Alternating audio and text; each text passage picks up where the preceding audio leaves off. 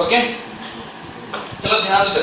अब क्या बोल रहा हूं मैं, मोशन ऑफ सेंटर ऑफ मास बात करें ना, तो ध्यान दो कि अभी जैसे देखा आपने, तो वेलोसिटी क्या आ गया, velocity of centre of mass का निकाल रहे हैं, m1 v1 plus m2 v2 upon m1 plus m2।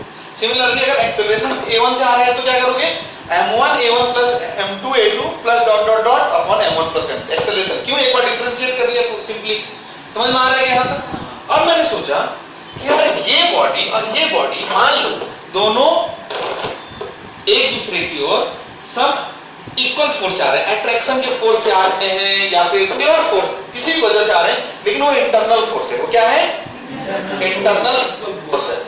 तो अगर मैं लिखना चाहूं, आपको पता है A1 इक्वल टू मैं क्या लिख सकता हूं, F divided by M1 and A2 equal to क्या लिख सकता हूं मैं, F divided by M2। So let us put this value here. I will write here A1 M1 की जगह पे लिखता M1 A1 की जगह पे लिखता हूं मैं F divided by M1, right, सही बात है। और ये बॉडी चूंकि इसकी ओर आ रहा है तो निगेटिव हो जाएगा, M2 F divided by M2। ये मैंने जनरल लिया था, अगर ये दोनों एक दूसरे, तो अब देखो क्या आने वाला है, F1 M1 प्लस M2। और अगर बहुत सारे रहते डॉट डॉट, M2 से M2 कैंसिल, M1 से M1 कैंसिल, एंड ये वैल्यू क्या आ जाएगी, ये मैं कुछ एक्स्ट्रा बता रहा हूं, ध्यान देना। मतलब क्या समझ में आया, यार F जो है अगर कैंसिल होके जीरो हो गया, मतलब सेंटर ऑफ मास क्या, इसका acceleration of centre of mass क्या आया, जीरो। मतलब अगर बॉडी का एक्सेलरेशन जीरो आ गया, मतलब बॉडी का सेंटर ऑफ मास का एक्सेलरेशन, मतलब जो सेंटर ऑफ मास है वो क्या कांस्टेंट स्पीड से एक दूसरे की ओर मूव करेगी, बराबर है। मतलब क्या समझ में आया यहां से, मतलब ये समझ में आया कि यार जब दो बॉडी एक दूसरे की ओर चल रही हो, जब उस दो बॉडी एक दूसरे या कितने भी बॉडी एक दूसरे की ओर चल रहे हो, और अगर उनके ऊपर नेट एक्सटर्नल फोर्स जीरो हो, कोई एक्सटर्नल फोर्स नहीं होना चाहिए। देखा इसमें था क्या एक्सटर्नल फोर्स, नहीं, सिंपली इंटरनल फोर्स इस वजह से कैंसिल हो गए। अगर नेट एक्सटर्नल फोर्स जीरो हो तो उनका सेंटर ऑफ मास जो होता है वो क्या, चेंज नहीं होता, उसी पोजीशन पर लाई करता है। ये बात आगे आपको लिख लेना, क्या लिखना है भैया, कि इफ, मैं यहां से एक कंक्लूजन समझ में आया, if F external is equals to 0, if F external to the system is 0, इससे पता चलता है कि centre of mass initial is equals to centre of mass, क्या समझ में आएगा, आ गया आपको ये बात। सेंटर ऑफ मास का पोजीशन चेंज नहीं होता है, सेंटर ऑफ मास का पोजीशन चेंज होता है क्या, बिल्कुल नहीं चेंज होता। ये बात आपको याद रहेगा, समझ में भी आ गया क्या। अब इसमें ये समझ में आया ना आपको अच्छे से। एक्चुअली एक बार एक ऑब्जेक्टिव सवाल एक मान लो तो कोई पूछे, क्या पूछे कि भैया एक मास m है, वो किसी स्पीड से v स्पीड से इधर आ रहा है, कोई दूसरा मास 2m है, वो किसी स्पीड से इधर आ रहा है, ठीक है, दोनों एक दूसरे की ओर किसी स्पीड से, कांस्टेंट स्पीड से आ रहा है। हमसे पूछेगा फाइनली दोनों जाके टकरा गए, तो फाइनली उनका सेंटर ऑफ मास पहले से मान लो कि कहीं पे भी था, तो क्या इनिशियली जितने पे था उतना ही फाइनली भी रहेगा, रहेगा ना यार, वो नहीं रहेगा। आप समझे नहीं, अभी तक ये नहीं समझे आप। आपको मैंने क्या बताया, अगर एक्सटर्नल फोर्स जीरो है तो सेंटर ऑफ मास की पोजीशन चेंज, क्या समझ में आया इस बात को। मतलब क्या बोल रहा हूं मैं, एक बॉडी इधर से आ रहा है, एक बॉडी इधर से आ रहा है, दोनों की मास अलग अलग है, सेम कुछ भी रहने दो, लेकिन अगर कांस्टेंट स्पीड से आ रहा है मतलब एक्सटर्नल फोर्स क्या है, उनका जो सेंटर ऑफ मास इनिशियल था वही फाइनल रहेगा कि नहीं रहेगा। चलो अब एक सवाल करते हैं, तुमको ज्यादा क्लियर होगा एक दो क्वेश्चंस करने के बाद। ये आपको खाली ध्यान रखना है कि if external force is zero on any system then center of mass does not move। लिख लो एक नोट बोल के लिखो, if the external force acting on the system is zero, if the external force acting on a system is zero then the center of mass does not move, then the center of mass does not move। चलो एक example करते हैं आसान सा, फटाफट सब लोग मेरे साथ आंसर देगा फटाफट। देखो एक बॉडी है, मान लो ये 2 kg का, कितने का है ये 2 kg का है, और ये मान लो कि 1 मीटर पर सेकंड से ये चल रहा है, कितना एंगल बना रहा है यहाँ पे 53 डिग्री एंगल बना रहा है। एक कोई दूसरा बॉडी में मान लेता हूँ 1 kg का, वो इधर चल रहा है, 1 kg का बॉडी है और ये 5 मीटर पर सेकंड से 1 kg का बॉडी इधर जा रहा है। एक मान लेते हैं ये बॉडी है, ये कितने का बॉडी मान लेते हैं भैया 3 kg का, ठीक है, कितने का है बॉडी 3 kg का, ये इधर की ओर जा रहा है कितने से 2 मीटर पर सेकंड से। एक और बॉडी मान लो, जितना मर्जी उतना मान लो, ठीक है, एक ये बॉडी कितने मास का मान ले बोलो, कितने मान, 4 माने, 5 मान लेते हैं, 1 मान लेते हैं, क्या माने बोलो बोलो, 4 kg का मान लेते हैं। और ये 4 kg का बॉडी है एंड ये 4 मीटर पर सेकंड चल रहा है। कितना एंगल बना रहा है यहाँ से, तो 53 डिग्री बना रहा है, ऐसे मान लेते हैं, चलो चाहे 37 डिग्री बना रहा है, ठीक है, इस तरह से है। ये पूरा एक सिस्टम है। कितने मास इसमें, 1 2 3 4 मास है पूरे।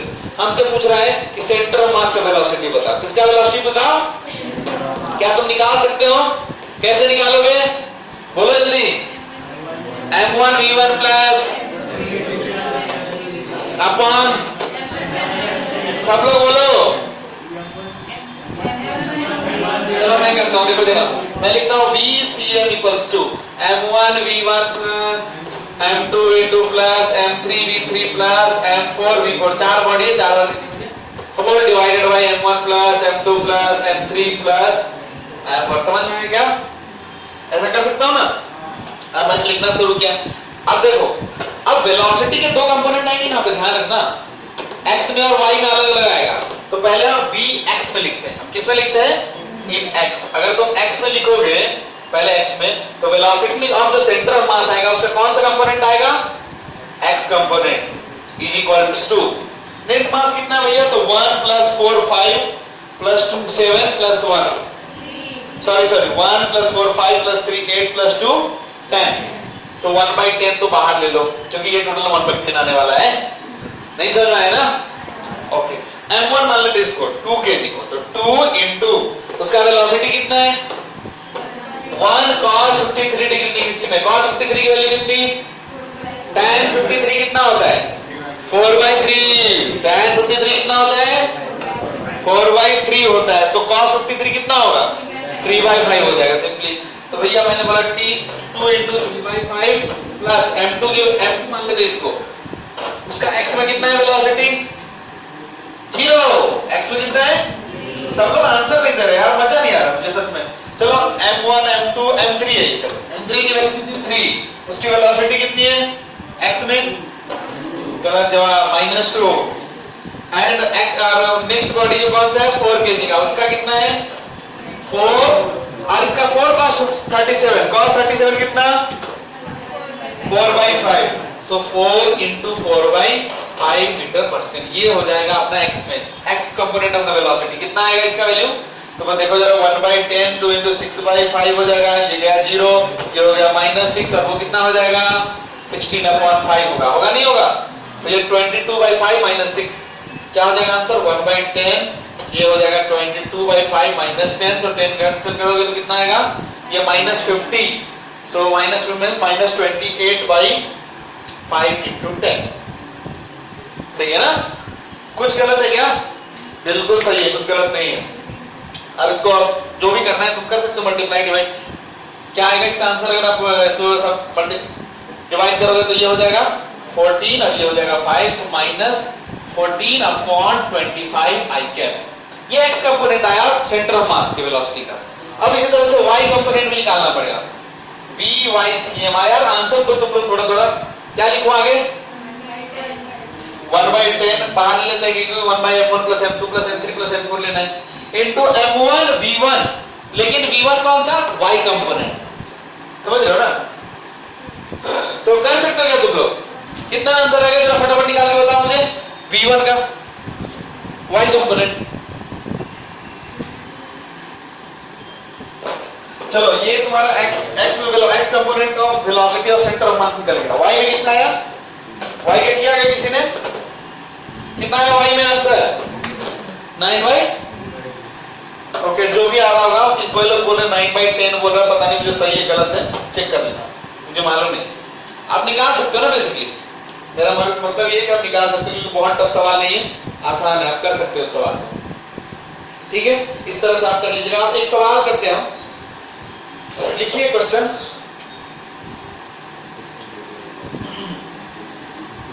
फटाफट अगर चाहो तो निकाल सकते हो y से, उसमें कुछ है नहीं, इतना आसान सवाल से तुम अटकते रहते हो।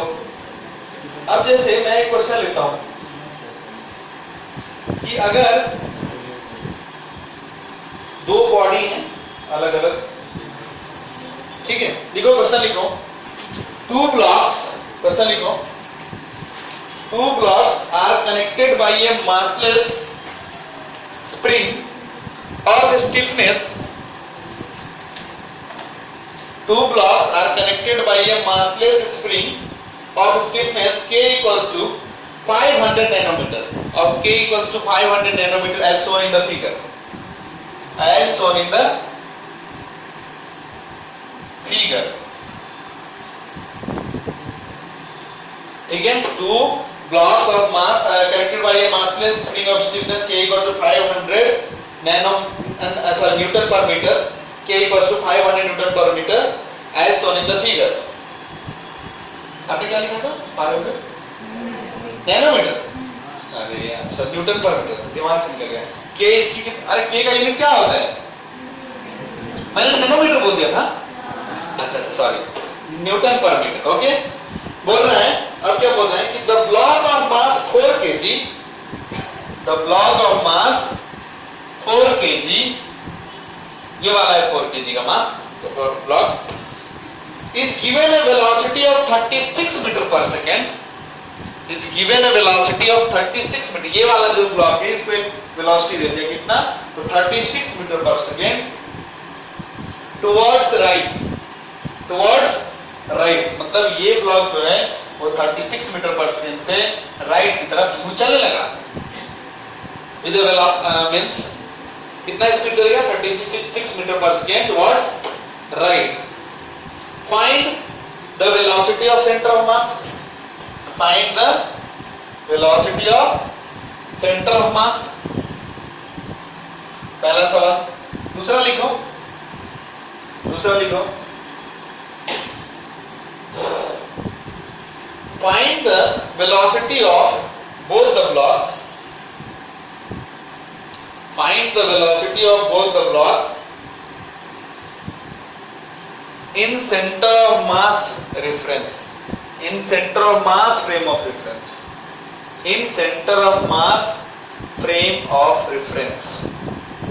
Find the velocity of both the blocks in center of mass frame of reference. ध्यान से समझिएगा, समझ में आ जाएगा. देखिए जरा मैं बताता हूँ क्या क्या ये एक ब्लॉक है, ये एक ब्लॉक है. ये ब्लॉक क्या है, इनिशियली रेस्ट में है. ये ब्लॉक 36 से आगे जा रहा है. हमसे क्या पूछ रहे हैं, find the velocity of centre of mass. तो सेंटर ऑफ मास की वेलोसिटी कैसे निकालते हैं, m1 v1 plus m2 v2. तो पहला सवाल मैं करता हूं, vcm equals to m1 v1 plus, अरे बोलो यार, अपॉन क्या होगा, ओ बंदे जी स्क्रीनशॉट अब कभी ध्यान नहीं देते हो, इधर ध्यान दिया करो. m1 v1 plus m2 v2 upon m1 plus m2. सब लोगों को बोलना है, ठीक है, ध्यान दीजिए पीछे वाले लोग. तो m1 की वैल्यू कितनी है, कोई एक को m1 मान लो. किसको m1 मान लेंगे, तो इसको m1 मान लेते हैं. 5 इनटू उसका वेलोसिटी कितना है प्लस m2 कितना है 4. m2 कितना है 4. और ये 36 इस डायरेक्शन में, तो मैं पॉजिटिव लेता हूं. Into 36 whole divided by 9. 5 plus 4 9. तो ये कितना हो जाएगा, 4 इनटू ये 4 है तो 16 मीटर पर सेकंड. तो सेंटर ऑफ मास की स्पीड क्या आ गई, 16. और पॉजिटिव आया मतलब राइट वर्ड हो गया. पहले का तो आंसर डायरेक्ट आ गया. पहले का आंसर क्या आ गया, डायरेक्ट 16 मीटर पर सेकंड टुवर्ड्स राइट आ गया. दूसरे में सवाल में क्या पूछा उन्होंने, दूसरे में ये पूछा है उन्होंने कि find the velocity of both the masses in centre of mass frame of reference. In centre of मास. बड़ा आसान है. मैंने बोला यार सेकंड केस में ब्लॉक 1 और ब्लॉक 2 माइनस आएगा, ये 30 से माइनस लेना चाहिए. हाँ, ये इधर जा रहा है माइनस होगा. नहीं नहीं बोला तो माइनस बिल्कुल नहीं होगा, सही है, ठीक है. अब मैं इसकी बात करता हूँ, दोनों बॉडी के ब्लॉक के मास निकालना है मुझे. सेकंड क्वेश्चन बोल रहा है कि दोनों बॉडी जो है, दोनों बॉडी 5 kg एंड 4 kg, दोनों का मुझे स्पीड बताइए with respect to centre of mass frame of reference. मतलब हमारा ऑब्जर्वर कहाँ पे है, सेंटर ऑफ मास पे बैठा हुआ है. मतलब मैं बोलूंगा भैया ब्लॉक 1 5 kg का, उसका speed with respect to centre of mass क्या होगा, तो velocity of 1 minus velocity of centre of mass. खत्म हो गया. तो वेलोसिटी ऑफ 1 कितना है, 0. सेंटर ऑफ मास की वेलोसिटी कितना है, प्लस 16 आई कैप. सो आंसर आ गया -16 आई कैप. समझ में आ रहा है क्या, हाँ कितना, हाँ हो गया। सेकंड क्या पूछता है, वेलोसिटी सेकंड ब्लॉक का with respect to centre of mass, तो इसका कितना है 36 माइनस 16 v2 माइनस vcm ना, समझ रहे हो ना कैसे करा मैं, इतना है क्या, ये कितना आ जाएगा 20 आई कैप, मतलब ये किधर हो गया राइट की तरफ, ये किधर हो गया लेफ्ट की तरफ। बेसिकली सेकंड क्वेश्चन है क्या, अगर ऑब्जर्वर तुम्हारा सेंटर ऑफ मास पे बैठ जाए, कहां बैठ जाए तो उसको किधर दिखेगा ब्लॉक जाता हुआ, ये पूछना था सवाल। हो गया क्या ये सवाल, समझ में आया क्या, फटाफट लिख लो, लिखना है क्या, अगला सवाल करते लिख लो इसको। अब जैसे मान लो तुमसे अगला सवाल पूछता हूं, तो सवाल को पूछने से पहले मैं आपको कुछ याद दिलाता हूं न्यूटन्स लॉ ऑफ मोशन से। एटॉमिक मशीन का नाम सुनो, नाम सुना, पुल्ली वाला याद नहीं आ रहा है, कुछ लोगों को याद आ रहा है जो रिवाइज कर रहे हैं, मतलब तो सोच रहे हैं ये पुल्ली भी पढ़ाई आपने फिजिक्स में, पुल्ली देखा ही नहीं आज तक, ये तो केमिस्ट्री में सुना सुना से लग रहा है, ऐसा लग रहा है कि किसी को नहीं लगना चाहिए ऐसा, अगर लग रहा है तो विद्यार्थी गंभीर है, इसलिए क्या है आपकी गंभीर है, फिर सोचने की जरूरत है, ध्यान रखना इधर। अब जैसे मान लो एक पुल्ली और यहाँ पे एक मास मान लेते हैं क्या है m1, ये मास क्या है m1, एक दूसरी मास मान लेते हैं यहाँ पे m2, क्या है ये m2, और आपको पता है कि दिया हुआ क्वेश्चन में क्या m1 is greater than m2, आपको अगर ये बड़ा है तो ये बॉडी नीचे जाएगी, मान लेते हैं a एक्सेलरेशन से नीचे जाएगा, ये कितने से ऊपर जाएगा a से, a का वैल्यू कुछ निकाल के बताया था मैंने, याद है कुछ, क्या आता है equal to m1 minus m2 upon m1 plus m2 into g, ध्यान है डाउनवर्ड इनटू g भी रहता है, मतलब वो g नहीं आता है ना। अच्छा इसके अंदर टेंसर भी निकाला था मैंने, t इक्वल टू क्या आता है 2m1 m2 upon m1 plus m2 into g, तो ये तो आपको याद है पहले से, ठीक है, ये एटूड मशीन के बाद इसको एटूड मशीन बोलते हैं। अब इन्होंने क्या बोला इसी सवाल में कि यार ये एक मास m1 है एक m2 है, एग्जांपल अभी शुरू हुआ है, ठीक है, अभी क्या है उन्होंने पूछा कि यार ये m1 m2 है, दोनों एक एक्सेलरेशन से ऊपर नीचे जा रहे थे, बहुत अच्छी बात। अब वो जो विद्यार्थी ना उसने थोड़ा सेंटर ऑफ मास पढ़ लिया, किसने पढ़ा पता ही है ना, तो सेंटर ऑफ मास पढ़ने के बाद उसने सोचा कि भैया ये जो दोनों बॉडीज का सेंटर मास कहीं तो लाई करेगा, सेंटर ऑफ मास का एक्सेलरेशन क्या होगा, क्या पूछा उसने, सेंटर ऑफ मास का एक्सेलरेशन क्या होगा। अब जैसे पूछा सेंटर ऑफ मास का एक्सेलरेशन, तो मैंने सोचा, क्या सोचा यार, सेंटर ऑफ मास का एक्सेलरेशन होता है क्या formula m1 a1 plus m2 a2 upon, क्या होता है कि नहीं होता यार, तो मैंने तो क्या बहुत टफ सवाल थोड़ी पूछा, मैंने तो ऐसे ही सोचा, मैंने बोला टफ सवाल नहीं है, ये टफ सवाल नहीं है, मैंने बोला यार ACM इक्वल्स टू क्या, ये सेंटर ऑफ मास का एक्सेलरेशन इक्वल्स टू, मैं लिखूंगा m1 a1 plus m2 a2 upon m1 plus, बहुत अच्छा। अब मैंने सोचा यार m1 a1, m1 मतलब कौन, तो m1, चलो उसका एक्सेलरेशन कितना है a, किधर है डाउनवर्ड, डाउनवर्ड तो नेगेटिव ले लेते हैं, ले क्या नेगेटिव, तो चलो इसको बोल दिया मैंने माइनस a। अच्छा दोनों की मास सेम है क्या, नहीं अलग अलग है, m1 m2 प्लस m2, तो m2 a2 कितना है तो plus a divided by m1 plus m2। अब मैंने यहां से ध्यान से देखा तो क्या आया मेरे पास, यार मेरे पास आया m2 minus m1 upon m1 plus m2 into a, बहुत अच्छा। अच्छा एक बात ध्यान रखना, ये मैंने निगेटिव लिया था, उल्ट निगेटिव, इसको ना डाउनवर्ड था, अगर ये डाउनवर्ड था इसको मैं ऊपर की ओर लिखना चाहूं, समझ रहे हो, इसको मैं क्या करूं ऊपर की तरफ लिखना चाहूं तो क्या मैं लिख सकता हूं m2 minus m1 upon m1 plus m2 into g upward. आपको समझ में आ रहा है क्या मैं क्या बोलने की कोशिश कर रहा हूं, हाँ समझ में आ रहा है क्या कि नहीं समझ में आ रहा है, आ रहा है ना। अच्छा अब यहां से ये आ गया, तो अब मैंने सोचा यार a का वैल्यू अपने को पहले से पता है, a का वैल्यू पता है ना, यहां से पहले ही पढ़ा था अपने, तो a की वैल्यू वहां पुट कर देते हैं और ये आंसर आ जाएगा m2 minus m1 upon m1 plus m2 into a की जगह पे क्या डालोगे आप, ये पूरा टर्म। एक मिनट ध्यान रखना इस बात को, क्या ध्यान रखना है कि हम ऐसा, ठीक है, कि m2 minus m1 upon m1 plus m2 into g, और ये आंसर क्या आ जाएगा अपना m2 minus m1 upon m2 plus m1 chi square into जी। अब ये ऊपर है या नीचे है, ये भी समझने की बात है ना, ऊपर जा रहा है नीचे जा रहा है, तो किधर जा रहा है, ऊपर जा रहा है।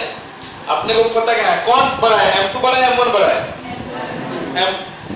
M1 बड़ा है ना। देखो यहाँ पे ध्यान दो, सबको मैं बताता हूँ, अगर आपको फॉर्मूला याद होगा तो M1 माइनस M2 लिया था हमने, तो M1 माइनस M1 बड़ा है, पॉजिटिव है, ये वैल्यू क्या आती है, पॉजिटिव वैल्यू आता है, और ये नीचे जा रहा होता है एक्सेलरेशन से। समझ रहे हो कि नहीं समझ रहे हो तुम, ये इतने एक्सेलरेशन से नीचे जा रहा होता है। अगर मैं यहाँ पे इसको बात करूं तो ये इतने वैल्यू के साथ क्या होगा, ये M2 माइनस M1 इतने एक्सेलरेशन से ऊपर जा रहा है। और अगर आप यहां से देखो, ये M2 माइनस, ये निगेटिव वैल्यू आ रहा है ना, राइट, ये क्या आ रहा है, निगेटिव वैल्यू है। तो ये पूरा जो निगेटिव वैल्यू आ रहा है, निगेटिव इंटू निगेटिव मिलके क्या बन जाएगा, पॉजिटिव, और ये पॉजिटिव से किधर जाएगा, ऊपर जाएगा। सही है ना, ऊपर ही जाएगा ना, बिकॉज ये इधर इतना और वो मल्टीप्लाई होगा। ठीक है, समझ में आया क्या? तो फटाफट लिख लो आप लोग इसको और एक सवाल करते हैं। समझ में आया क्या?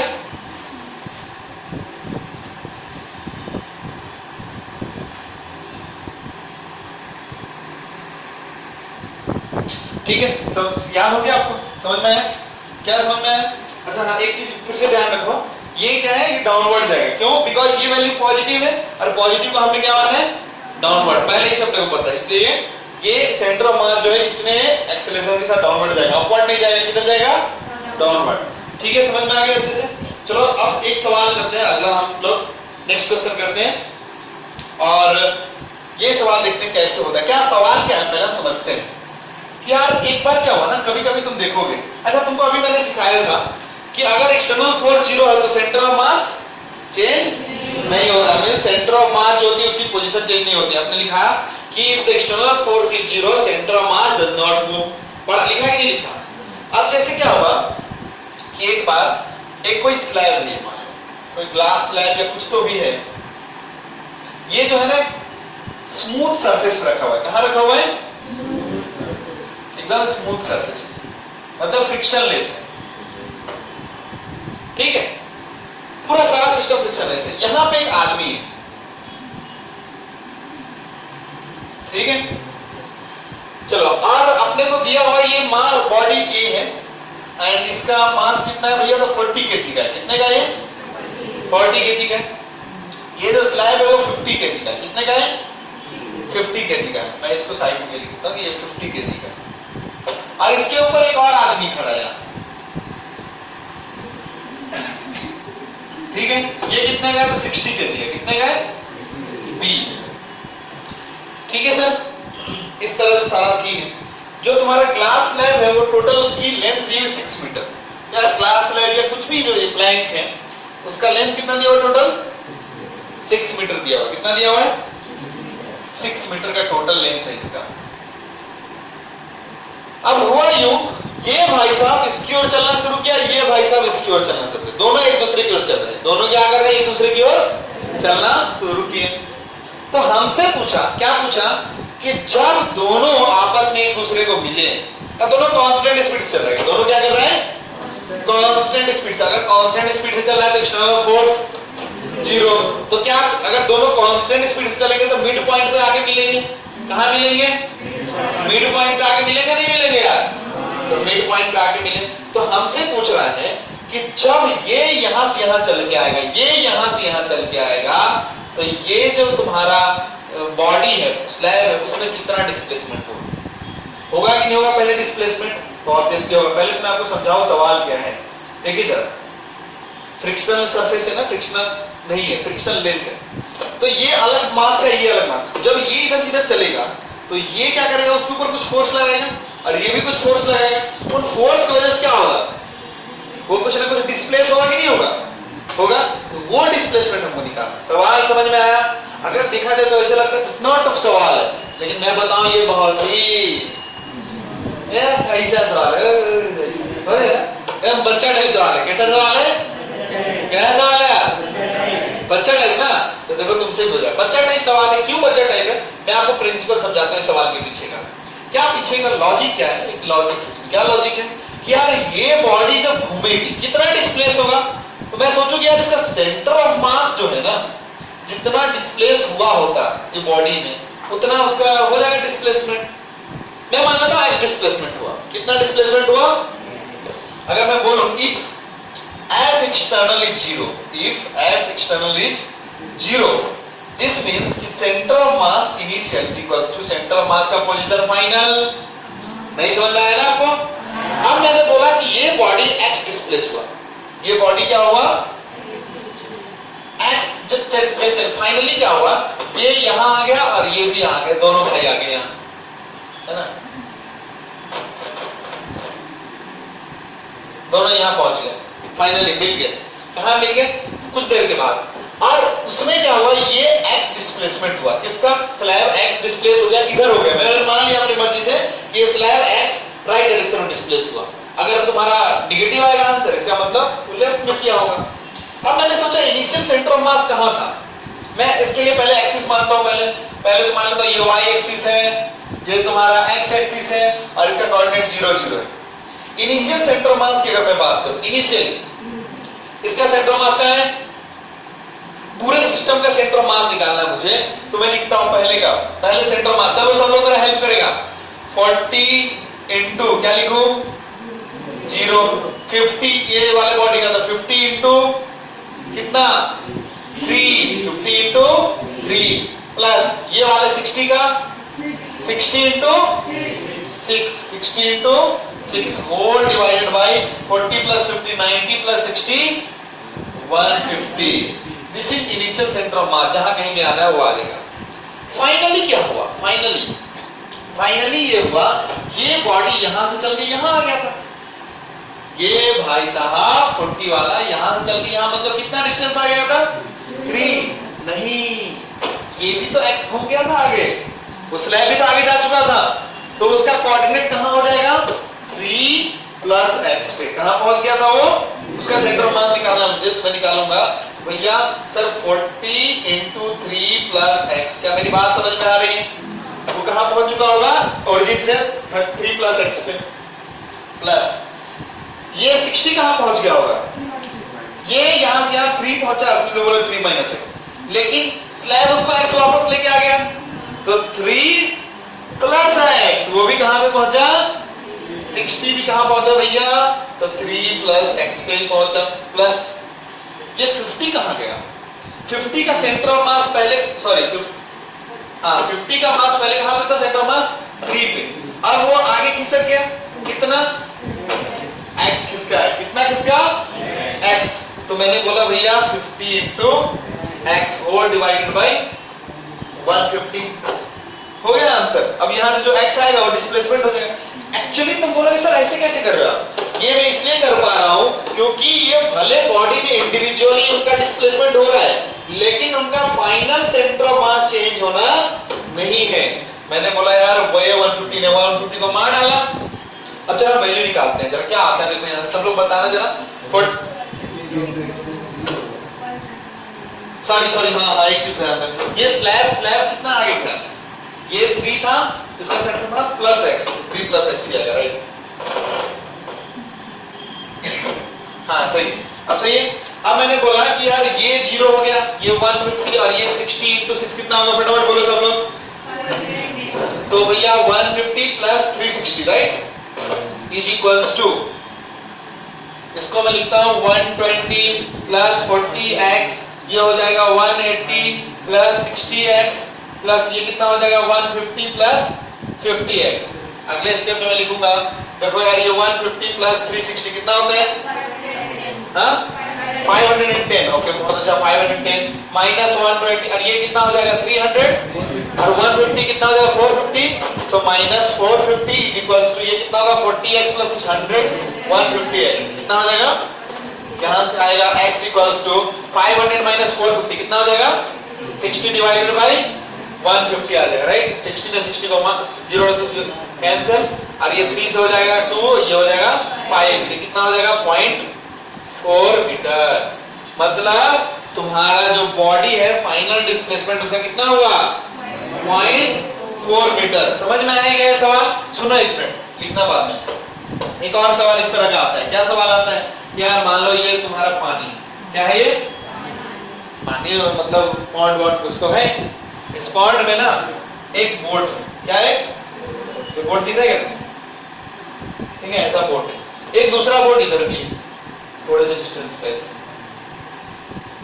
ऐसा सवाल पूछते हैं, आसान सवाल होता है, ठीक है। अब जैसा मान लो तुम लोगों में से कोई एकदम तीरंदाज, इन दोनों के बीच का डिस्टेंस भी दिया होगा, मान लो L दिया है, ठीक है ना, तुम लोगों में से कोई एकदम मान लो बुलिया भाई, कौन अपना बुलिया भाई एकदम से ताकत में आया, आज तो छोड़ेंगे, आज तो होली खेल के रहेंगे। अब ये भाई साहब यहाँ पे आए, ठीक है, स्विमिंग करने जा रहा था कुछ तो भी, अब बुलिया भाई है अपना, ठीक है, है ना, और वो दौड़ रहा है, एकदम से दौड़ते हुए ऐसे, और ये देखो पांच इधर से इधर छलांग लगाया, मतलब ये फाइनली यहां से यहां पहुंचा, इस वाले बोर्ड पे, समझ आ रहा है, यहां से कूद के यहां पहुंचा, समझ रहे हो। तो पूछता है कि बताओ अगर ये इधर से इधर जाएगा तो इसमें कुछ डिस्प्लेसमेंट होगा कि नहीं होगा, कितना डिस्प्लेसमेंट होगा ये पूछ लेता है। तो इसको भी कैसे करना होता है सर, इसी टाइप से, सेम इसी टाइप का सवाल है, क्योंकि एक्सटर्नल फोर्स इसमें जीरो है। ये पानी पे लेने का क्या मीनिंग है, फ्रिक्शनलेस, अगर फ्रिक्शन आ जाए तो एक्सटर्नल फोर्स आ जाएगा। क्या समझ में आ रही है मेरी बात, इसलिए वो ऐसा लेते हैं, समझ में आया। तो हम क्या करेंगे, फाइनल पूरे सिस्टम का सेंटर ऑफ मास चेंज नहीं होगा, उसी तरह से जैसे इसको किया ना, सेम इसी तरह से करना। और भी बहुत सारे सवाल हम इस टॉपिक पे कर सकते हैं इस टाइप के, और प्रैक्टिस करना, जब तक आप प्रैक्टिस नहीं करो समझ में नहीं आएगा। So this is how I complete with centre of mass. क्या कंप्लीट हो गया, सेंटर ऑफ मास कंप्लीट हो गया। अगले क्लास में हम स्टार्ट करेंगे क्या, momentum and it's conservation. Thank you all very much.